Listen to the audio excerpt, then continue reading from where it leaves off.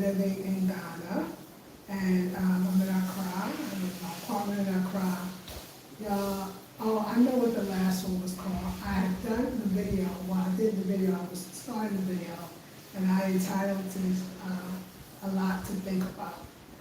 And then I messed up the video, so I had to go back and fill in the information, and I forgot that that was the original title. It was A Lot to Think About, African American Artists Living in Ghana. So, I've been thinking a lot. I just feel like I have so much time, you know, I have a lot of time to think. And I'm so with my thoughts, like, it's to the point that it's like, it's normal. It's normal that I and me are one, that I am my own best friend, like I am my, you know, date and lover, and it's kind of weird, you know, but not really, only when I think about it. People say you have to get to know yourself, and you can do that by sitting with yourself. Oh my God, that's all I'm saying. Oh my God, it is so absolutely true.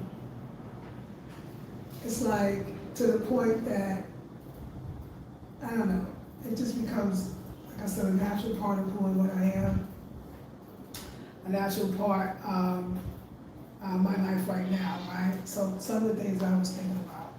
I was thinking about the fact that, you know, I do go to these different places, different apartments that I rent, and then I do some whole big art, I call them installations.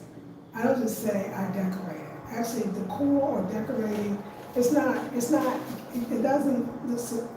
good description of what I do. Sometimes I say, I posted on Facebook and I put decorating, but I wasn't actually decorating. To me, I'm installing. I call them installations. It's like a story that I'm telling that reflects where I am at any given time. So I feel like it's an installation, it's an offering. It's a documentary about where I am at this point. It's a written in art, you know, book of my life, a snapshot of the moment. And I understand that as an artist, like, you have to get those things out. You have to get them out. And it's gotta be exactly what you wanna say, you know? And so interesting that this current installation, which first of all, not having all my stuff to put into the installation to create the story that I want to tell, because it's in another apartment, I gotta wait at least until maybe next month before I can get it down and the whole bit. But it drives me nuts in some ways, but at the same time, it's kind of good, because it allows me to think about what part of my story do I want to tell, and how do I want to tell it, right? And I talk about my story, meaning where I am right now in any given moment. So I have a friend, a sister that has known me for 30 years. And she told me something yesterday. She said, you know, when somebody asks you, what do you do?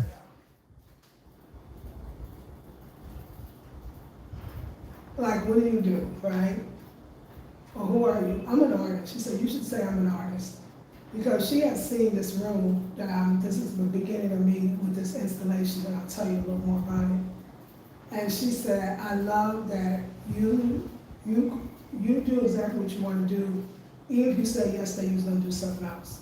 In other words, you do what you feel, and you can't do anything less. And so that's my personality has always been that way. I live in a family where I was able to be that way, to explore that. But I never understood that freedom really brought out the artist in me. That I was always an artist. But do you know, when people ask me what I do, I almost stutter, because I be thinking like I gotta say I'm some type of coach, but I'm an artist. That's really what I do, right? Even the healing work art is the healing art, it's part of the art. So, but to say I'm an artist is going to do something different to my work. It's not going to make me stutter when somebody asks me what I do or who I am. And it's going to allow my work to go as deeply as I possibly can. Because it's no longer like I'm just decorating I decorate. I mean, I can't even stand that word. Like, no, the core is what's laying in the stores of, you know, nice stores, don't get me wrong, like Ross or TJ Maxx, but I don't decorate. I install, right? And I install my store at this time. So it's interesting that I'm drawing out all about the blue, like never said this to anybody, I don't remember. I think, you know, when I was with my ex and we lived in the Baltimore for a minute, I think in one of those videos I said, oh, I should do red, black, and green. But it wasn't that I think he felt a little left out when I did my art. So he couldn't really, and then he doesn't understand fully the red, black, and green because he's not Black American, you know? So it didn't hit him in the same way. So a lot of times, some of my art, I sometimes felt like I had to explain it, or I had to use what I had when I couldn't explain it. And I wasn't just set or solid in that I'm an African American woman who's also an artist, and I use wall space. I use rooms to create art, right? And so I don't think I ever really pushed it. But when I got here, I knew that if I could call this space once I'm finished with it, and I have to have the title, because the title is going to help me stay focused on the story I want to tell. I would say an African American living abroad who misses her African American culture. I would shorten it to missing my African American culture. I would shorten it to that, right? Period, right? So when I think about that, and culture is a funny thing. I think even it's just something inside of it, especially for Black Americans, I think, that we pull out different parts of it and say, this is Black American culture. When I think of Black American culture, I'm a little older, I'm almost 60, so I'll be 59 in August. I feel like it's about a preservation of our story as we have arrived to America, right? That's African American. It's the story of us upon our arrival into America. So it kind of takes out the African, right, in a sense, but it never really does, right? So the women that were doing, I want to say Alabama, please correct me if I'm wrong, what our southern state was, but they were the women of G's Bend. And they were these women that are Black women, Black American women, that lived in a very, very remote place in this part of the South. I think it was Alabama. Somebody can help me out if it's not. And they created these beautiful quilts. And they got together and they would tell stories over the quilts, sometimes sing, pray, laugh, talk about life. And the children that were around would actually hear these stories. And it's interesting that some of the patterns, they were not associated in a sense with the continent of Africa. They had never been to Africa. It wasn't like they studied art from Africa or any other art for that matter. But they were making the same symbols, like the Kuba cloth. And they had never seen a Kuba cloth and Kuba cloth from the Congo, from I think the Belgian Congo, right?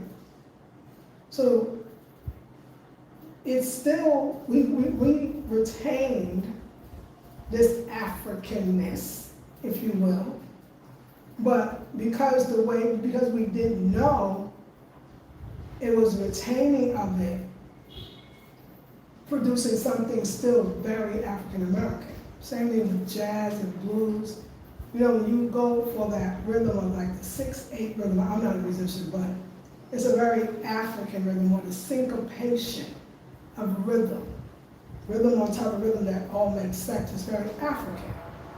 Even though we picked up these saxophones, right, and these trumpets, right, and these trap sets, we were still playing the same type of rhythms that are found in Africa today, right? So, but still, because we didn't know that, and we were having a very, what we would call a Black American experience,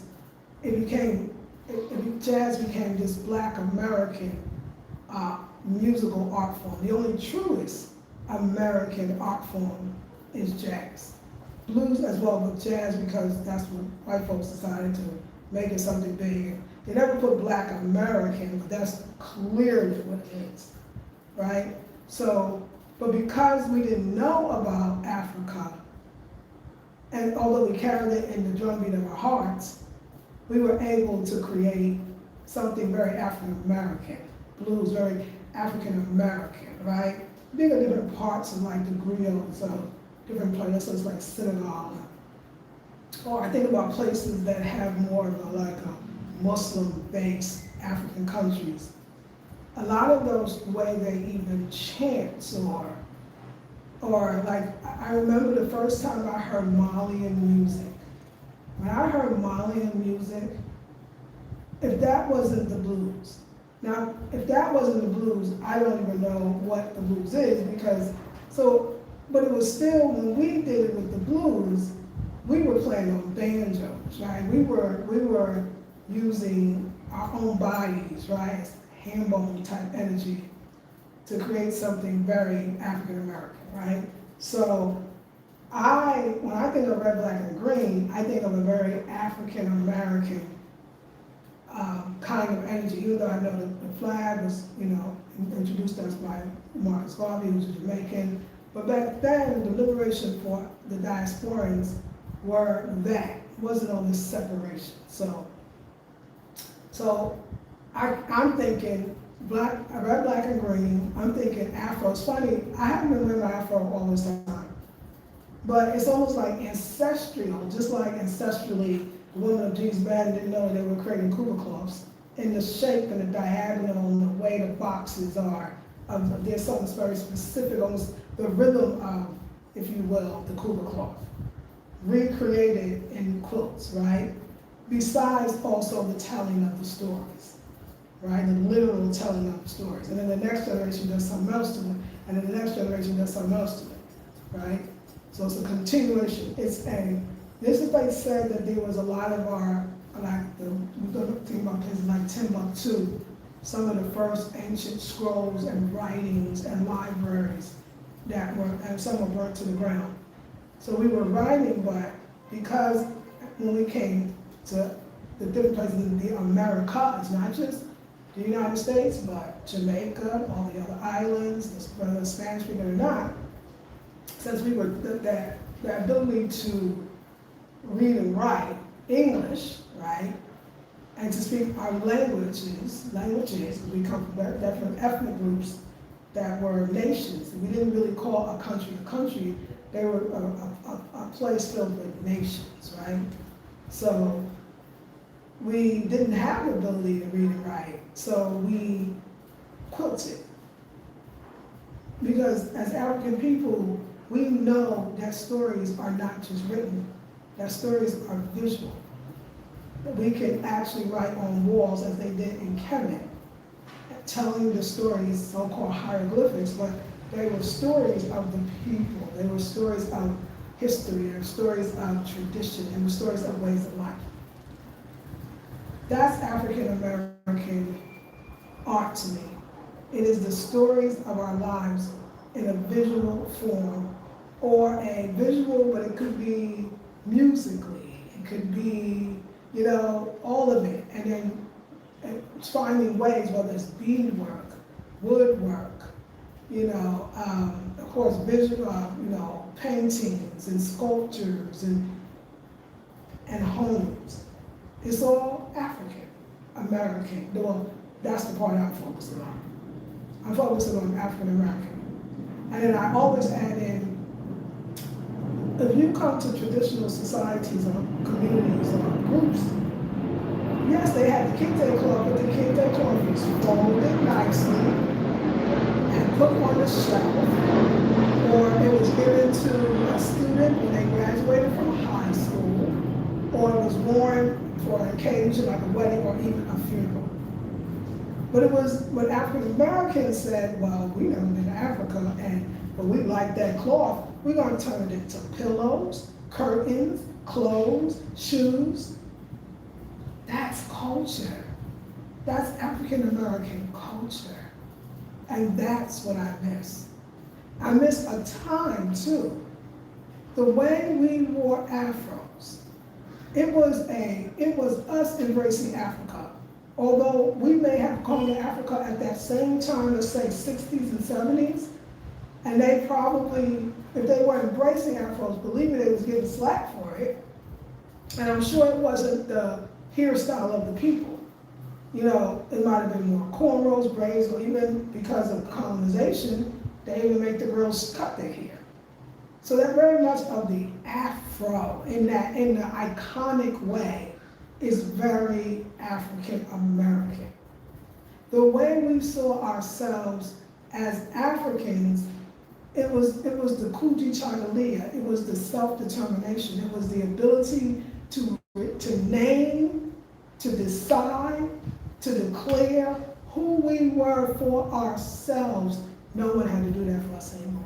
That's African American culture. That's African American culture. Our creativity. There's some wonderful, amazing artists in Africa, but there are some amazing, wonderful artists in America, particularly Black America. It is because of the something out of nothing. It is because of the not really knowing, but instinctually feeling and producing, but not going back in a conscious way. It was the taking what was around us and recreating those same syncopated rhythms. You know, that's African American tradition, because a lot of people don't know. They think it's just hip hop and rap music. But there's so many things that preceded, though, that even that music, I'm giving you all the things it is. You know, I remember I was looking at this, I think the artist is Faith Ringo, and she did this wonderful painting, and she called it Tar Beach. Do you know all this time that you know what that meant? That was African American tradition. Talk about now, I'm going to get to this now. This was the rooftops. When we lived in the inner cities, a lot of us still do, right? We used to do the same thing. It was summertime, it was hot, and we would take the fire escape, it's called the fire escape, as kids, and we would go up to the roof, the whole family. And somebody of your parents would lay a blanket on the roof, which was made of tar. And the kids would lay down, like we had to get some sun. We were on Tar Beach. And the family would play cards and have a table up there. This is African American tradition. This is African American culture. It's the way we do things, not just in modern. We don't talk about that family. We don't talk about there were multi-generational houses. We don't even talk about the fact that even though we were brought, a lot of us left the South, the southern parts of the U.S., and went up to the northern parts of the U.S., that culture in some way came with us. The collard greens on New Year's Eve, or the black eyed peas.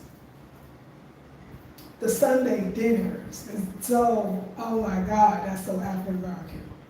Getting your hair straightened on the stove in the kitchen with the hot comb. And that holding of the ears. I'm sure artists have painted it. The burns in the back. And the conversations that went on in that kitchen at that time. So I more want to capture an era of time. I want to capture more of the 70s, the black pride, the black love, the black expression, the black, yeah, say it loud, I'm black and all right. The black music. That's what when I do it. This is what I'm saying now. Now I got these pieces that are very kente prints that I'm bringing. Maybe I'll change the color. Maybe I'll change the thing. The way we wore clothes. No, we didn't have our kente. We didn't have the kente. We didn't have the food. We didn't have the different mud cloths. We didn't have that. We had European clothes that we made. And I'm not going to say we was the first to wear bell bottoms, but I'm going to say we was the first to wear that bell bottoms. Do you get what I'm saying? I'm not saying we invented hot pants, but nobody wore it like we did. I'm not saying we was the first to cock our hats to the side, but oh my God, we cocked our hats to the side. The African American culture is, I'm gonna take what you got to make it better. I'm gonna take what you got to perfect it. I'm gonna take what you got, and instead of selling it to them, we bought it back from them, and that's okay. It's the way we talk. It's like African languages are not just words, but they're sounds. But we already capture that sound. Girl, what? Yeah, what? Nah. Like the way we hold words, the way we got little slang in our voice. Even the way you see how I'm moving my head, even the way we nod, it's all African American culture and expression. It's the subtlety.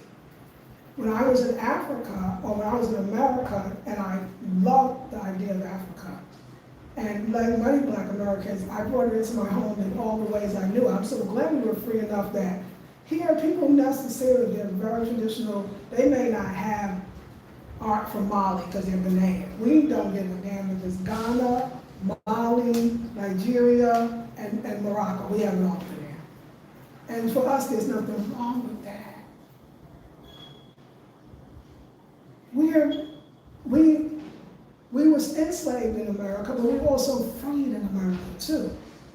And so that sense of freedom that we had, that's very African American. A lot of, even some of the young people will complain that they very much have to follow tradition. Nothing wrong with tradition unless something's wrong with tradition. You know, some parts of tradition that's not good.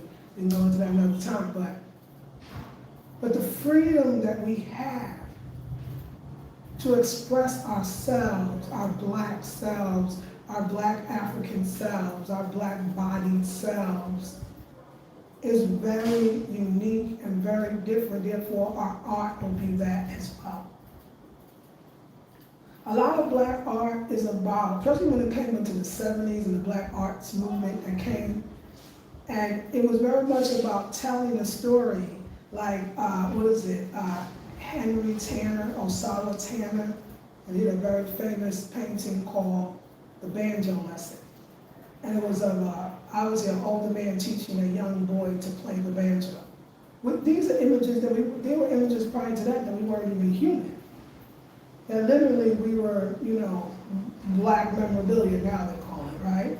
Which I would collect that too, by the way. So we started depicting ourselves at tables and eating, and multi-generational families, and grandma putting grease on our hair, and combing and cornrowing our hair. And I'm not sure where the word cornrows, like here, when you hear going back, they call it cornrows. That cornrow is not, it's an English word, it's English words. Because they don't even call corn here, they call it maize. So I'm gonna guess that cornrows, the word probably came from African American culture. That is still coming, that this is how they describe it here too. So it's all of that, and that's what this apartment for me, maybe this one room, maybe the whole space, but this one room is dedicated to the essence of that. And the reason that I can sit and feel it, because I was entrenched in it from growing up with my mom, and then also the men that I dated. All the men that I dated were Afrocentric, whether it was the Rasta man that was Black American, I knew his father, still Black and proud, the red, black, and green, that's when it started for me over there. You know what I'm saying? Black power, we in Oakland, we talk about the place, the home of the Black Panther Party for self-defense. I remember when I was in college, I was in university, yes, I understand, I was in university in the States, and I remember one of my professors said, it's not just the Black Panther Party. It's not just the Black Panthers. It's the Black Panther parties for self-defense. For self-defense. We created an army so that we could defend ourselves against those that wanted to hurt and harm us. It's very important to put, just like very important, it's not red, purple, and green. It's not black, red, and green. It's not black, green, and red. It's red, black, and green. It's Black Panther Party for self-defense. So important that they're celebrating. I would love to be there. Is that there's this called like an exhibit in a, I think, San Francisco gallery, and it celebrates the work of Emory Douglas. If you don't know Emory Douglas, he's a fantastic black artist. But he was the artist for the Black Panther Party for Self-Defense. He created this art that is, and still alive, that was absolutely, that is amazing. They got a whole showing of his work. When we had a revolution, we understood not only, as Gil Scott Heron says, the revolution will not be televised. We had our music to talk about the movement. We had our fashion to talk about it. We had our art visually in every way to talk about the music. So this is Black American culture. This is Black American culture that a boycott in Montgomery, Alabama, that lasted for 381 days of not taking the bus. And how did we do it? Somebody had a car, they had to take everybody almost in the neighborhood. Somebody was doing their own taxis. We were helping people get around. That's Black American culture. So it's funny that I'm in Africa, and so what is like I said, what is the real price to pay when you do live abroad and you are separated in some ways?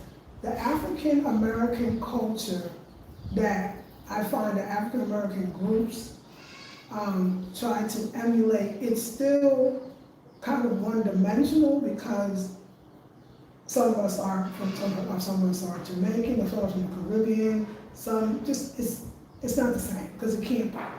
Just like what we thought was African, or we were presenting as African, was and I wouldn't use the word hodgepodge, was a collection of African, the continent. And then you come here, well, y'all white people don't dress very African all the time. Why they wear their hair this way? Because we were finding, not romanticizing, but extrapolating Africa in the way that we saw it. Well, it's the same way that now I'm in Africa, and I am bringing forth, remember like members, putting the parts together again of myself. And the missing of it is going to never leave me. It's going to be around me. So that's why. So yeah, I'm going hard in every installation that I do, more so than I did before. And it makes me understand why I needed all these apartments. It wasn't necessarily about the apartments. It was about how the apartments spoke to me. So the idea of a room speaking to you. I mean, you want to talk about African American tradition and the carrying forth of African tradition, and we might have called it different names. We might have called it, what do you call it, hoodoo. We might have called it roots, but we might have called it, my grandmother came and sat on the bed and she spoke to me. That's how the rooms do it to me. I can never look at a place, probably in a picture, and say, let me show you how to decorate this. I need to walk up in that piece. I need to feel the energy of that room, and that room will tell me what it wants to be. So I will walk in the room, and I'm spiritually connected. I'm a healing artist too. And the room will be like, oh, I want to be black in this, I want to take this. But the room changes just like I did. It was actually, it started being who was speaking, the room or me. Because once you come together in something, you become it, and it becomes you. So now it's like, oh, you know what? I did that. That was a wonderful installation. That was the story I was telling about the place I was at that time. But I've changed, I've grown, because I'm a healing artist too. And the minute that I change and grow, then my art is going to change and grow. So yes, okay, I know we had those 5 colors, those 3 colors, the other color. We don't have that anymore. We're doing a whole other thing. I was watching, I wish I could remember the artist, she was from Baltimore, big artist, first name Joyce. Way I wish I remember more. Fantastic, amazing woman. She was talking about how she got bored easily, and she had to, okay, I know I've been making this bead like this, these beads work like this, but I gotta do this, and I gotta do, for all this time people made me feel weird. I kept thinking maybe something's wrong with me, I keep changing. No, I'm an artist. I'm And it's so, I'm gonna say sad, and I normally when I use that word, that it took me to get almost 59 years old to realize that I'm not weird, I'm an artist. And so therefore I'm weird because I'm an artist. I had to have the different rooms, and I had to have the different apartments because I have to do art. And I'll do it anyway. I'll do it in my clothes, which I'm gonna go hard at my clothes. I'll do it with my hair, I'll do it in the room, I'll do it, I don't care, it has to be art, and I have to be able to do it, and I don't care for the rest of my life. I'm gonna know that I'm an artist. I'm a spoken word actress, dancer, give me something that I feel. We're gonna talk about the music, I think about the black church. I promise you, I'm not saying there's no churches here that don't be getting down like black American churches, but the churches, when I hear them in the background, you get very way down, that same soul, I don't believe is there. But you know why? Because we're singing from our again, introduction into America as descendants of enslaved Africans. We're singing from our painful place, but it heals us to get that pain out. They didn't experience slavery on that same level, so it's not going to come out in that same way. But what comes out is still beautiful. That's African American church, whether you're religious or not, whether you're Christian or not, and I'm not Christian or not, we guys just didn't grow up that way. That is so quintessentially African American. Nobody do like that. And we do like that. Even our comedians, the way comedians draw on black life to make humor out of something that can be painful. Black American culture.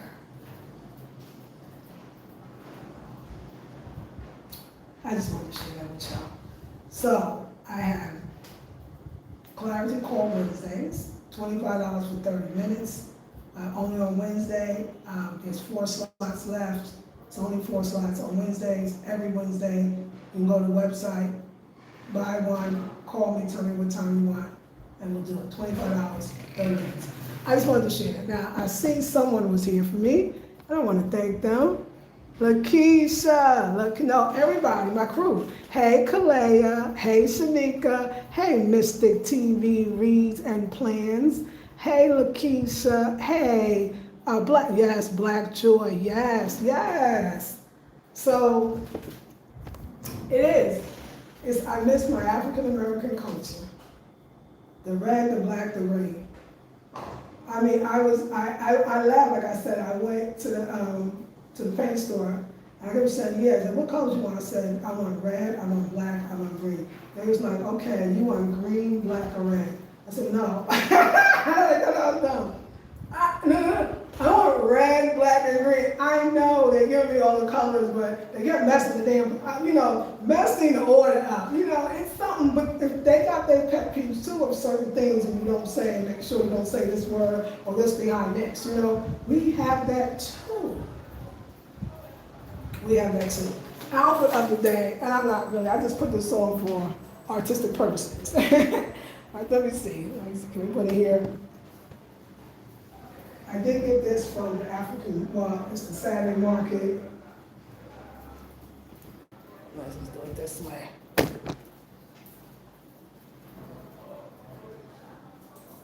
It's got a hot dog.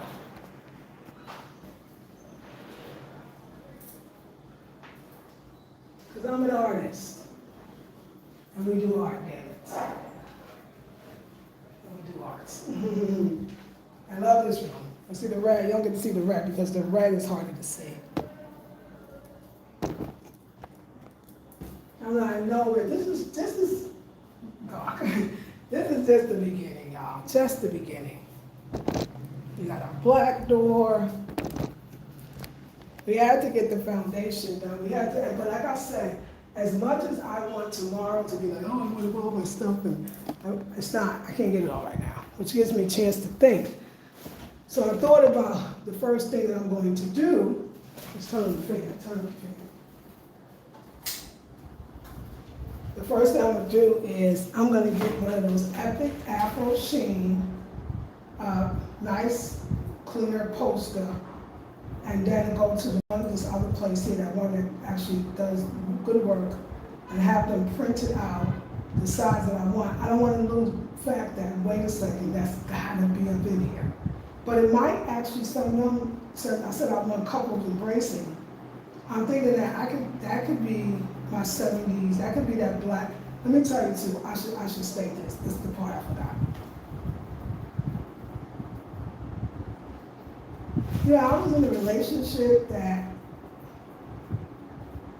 I really thought that, because I looked just like his mama, so I thought that he really loved my dark skin and my very black features, if you will. And I remember we were having this argument. This is when he probably was already cheating on me.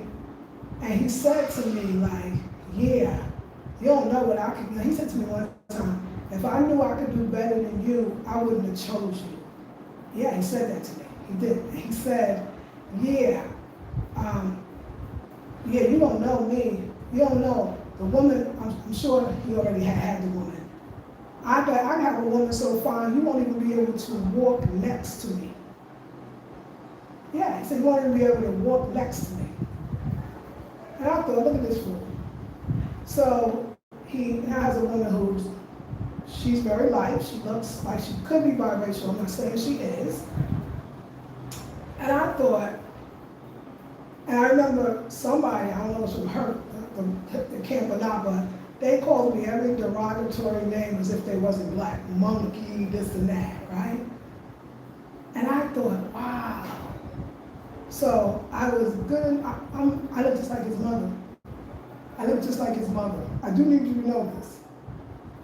And I thought, wow, so I was good enough for when you don't have nothing, but as you move up in the world, you gotta get the other black women, same old self-hatred, same old, everything that's close to white or proximity of white is better, right? And I thought to myself, wow, I've never been in a relationship where the man that chose me thought that way. I've never been in a relationship where the man would, at the end of it, I didn't even know it was that one that would call me names or put me down or make me feel less than because my skin was dark. He's dark too, the whole family dark. I look like his mama. And so I said, I think too what's fueling this is you're fucking lying. Fucking liar. I'm black and I'm beautiful, and I'm gonna say it loud, I'm black and I'm proud. And so the images of black people embracing with natural black hair. No, my skin is not that of a mixed woman. No, my hair is not that of a mixed woman. I am a black woman. And there's no dispute about it. So the artwork has to represent so that I can remember he's lying. He's fucking lying to himself. That I am black and I am beautiful, and black men like black women, and black men love black women, and look, here it is. And it is a statement not just to my own situation, but that of what goes around in the internet and all those gender wars among black people, or so-called. I said, wow, I was thinking about that today, those statements, and I said, wow, that's pain. And I said, wow, what can I do with that pain? Because crying about it ain't gonna be enough. And our spirit said, put it in your art. Put it in your art, write poems about that shit. Put images of that, what he said is not. You came from a black man and a black woman, but I can't even come near you. What? Maybe he was hurt, maybe he was immature. When somebody tell you how they feel about you, you should believe them. And it also says a lot about how they feel about themselves. A whole bunch of self-hatred over there. But ain't none over here. So I needed to feel the blackest of the black. I needed to be from a culture that at one point it was okay to say loud I'm black. not this passive, well, we're all one and we love white people too. And no, unapologetically black. And we used to say in the 80s, too black, too strong. That's what this room is going to represent. And so it is. And so it is. So what we got going on? Hey, okay, Mr. says Vicky. Vicky? Who's Vicky? Tell me about Vicky. Lisa said it's red, black, and green. Get it right. Yes. Good morning. Hey, picture perfect. The Alpha Slaves. Thank you. Yeah, y'all. I got a lot. When I say a lot to think about, because I got a lot of time now. I got time to think. I was thinking about that. I was like, what this? So I was good. And then you start realizing, wait, there's others that would be more interested in me, and she's dark, and this is light, and I'm gonna go over here, and this one look like my mama, this one don't, but it's okay. No offense to the young lady, although I don't know, if somebody from over that camp was calling me monkey, so I don't even know what to say over there. Let me tell you.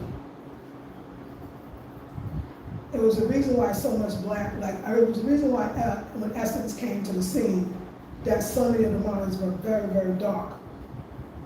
Because of the ignorance amongst our own people, who their mother looks like me, who is as dark himself as me, but darker, of course.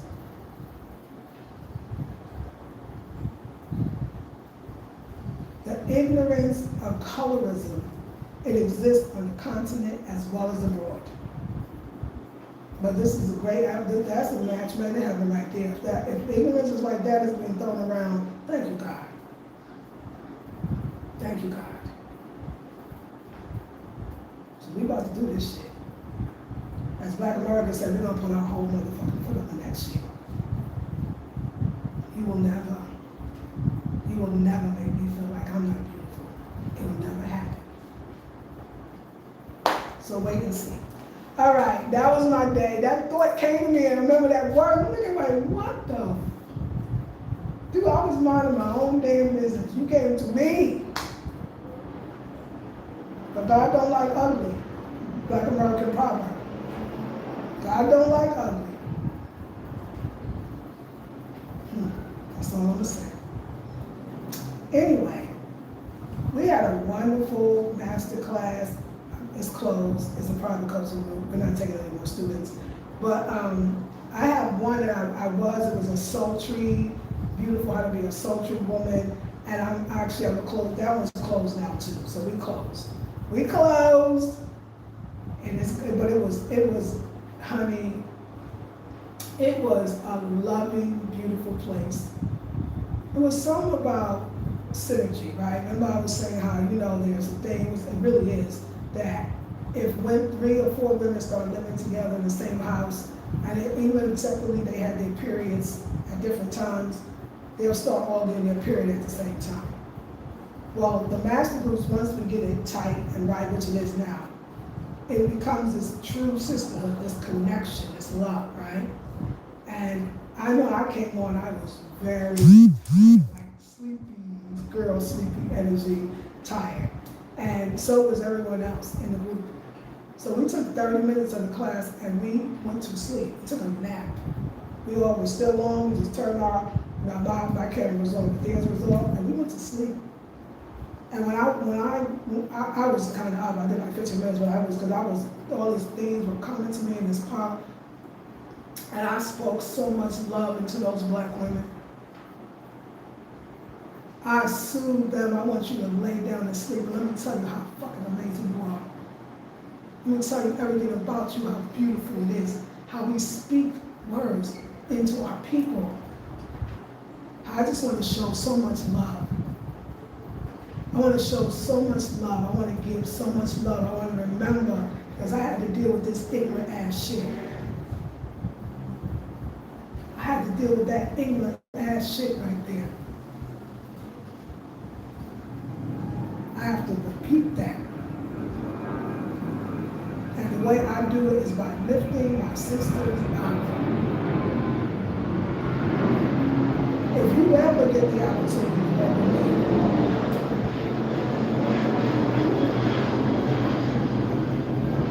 You are fucking lucky.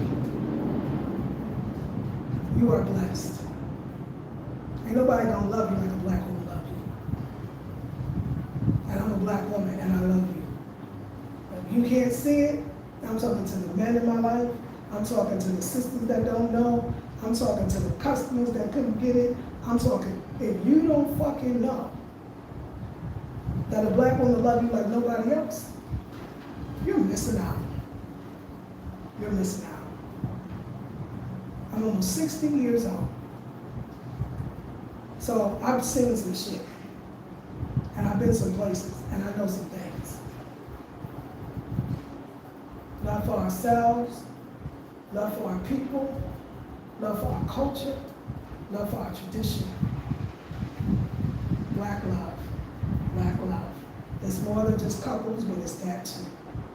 Fire burn, fire burn. Ain't nothing good can happen when you talk about your own people, your own self. Ain't nothing good about that. Ain't nothing right about that. And so it is. All right, I love y'all. I'm gonna go now. My famous line. I used to say I'm gonna go now. I'm hungry, but I actually ate. So I'm just gonna go now. Catch the like, hey Janae, play it back, girl. It's so nice to see you. I'm here for you. Yes, I'll have to catch it again. You have to. I love that you shout out African American prophets. Yes, all the time. They always did. They always will. We got problems. They got problems too. But we got some type of pride I ain't never seen nobody have. So when we go around ignorant black people, I gotta call them out on that one. That shit ignorant. I said, did that mother, did he say that to me? And I was just like, your mama? I mean, I don't even look like her. Like, it's not even like, oh, well, we look alike because we're more dark. No, we look alike. But he told me he's gonna get a woman that I wasn't even able to come near him. Yeah. We're gonna do some artwork. We're gonna do some art shit. We're gonna have to lay up some blacker than black. We're gonna have to do too black, too strong. We're gonna have to get the slogans. We're gonna have to do all that shit. You got to come back from these motherfuckers. You fucking as a black woman, these ignorant ass ones. We ain't talking about the good black women, we talk about these ignorant little motherfuckers. You got to come back from these motherfuckers. They'll try to kill yourself, kill you. But they can't do it. They can't do it. That's the hatred they have for themselves. And every time they look at you, you fucking remind them of them. And they hate it because they hate themselves. So they gotta find somebody that's closer to what they love. That's what that shit is. That nigga was never for you. Couldn't even see. Was scared of what he saw. It fucking frightened him. Too black, too strong. Too black, too strong. Do you know who the fuck he was talking to? Apparently he didn't. But my walls is gonna show my version of black love, black pride, black beauty. I'm gonna go now. I love y'all. Play it back, get the context. It'll be, you'll like it even more. I'll see you in the next one. Peace and love.